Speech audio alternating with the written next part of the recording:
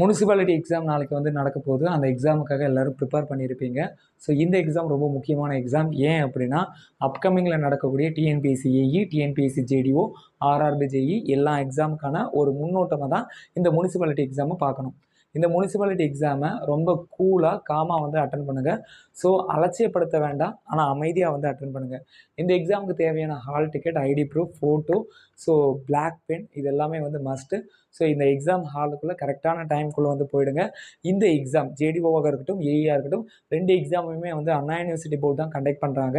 So நீங்கள் Saturday நடக்கிற எக்ஸாமுக்கான question பேப்பரை டீப்பாக அனலைஸ் பண்ணிட்டு போனீங்கன்னா சண்டே நடக்கக்கூடிய கொஸ்டினை ஓரளவு ப்ரெடிக்ட் பண்ணலாம்.